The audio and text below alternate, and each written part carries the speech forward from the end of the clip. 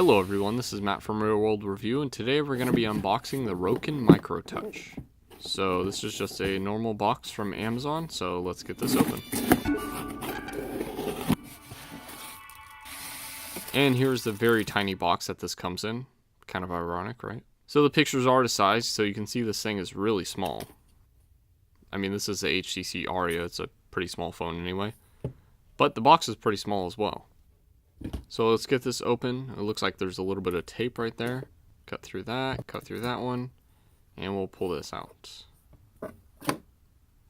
Okay, this one is sealed as well. So we'll add a little cut here and we'll open it up. And here are the headphones. So let's see what's in this little box.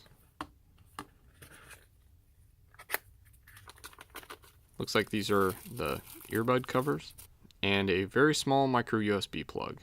So let's put that aside, and here's some little documentation, safety stuff. Okay, let's put this back. Okay, we'll try.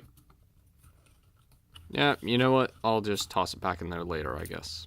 Okay, so here is the case. It looks just like AirPods. A little flimsy, but not too bad. And here are the earbuds. Okay, well, we'll try with this one. Okay, that was easy to take out. This one, okay, this one's a little bit difficult, but I got it. So yeah, as you can see, it's literally the thickness of this phone. So they're kind of big, actually. And then these just have magnets. It's just sitting there. Little red lights on the top. Little red lights here. And when you take one out, oh. Nice. So the red light shows when it's charging. And then these lights, I assume, are for the battery case. That's pretty cool. So now we got to use these for a little while and review them. So look forward to that.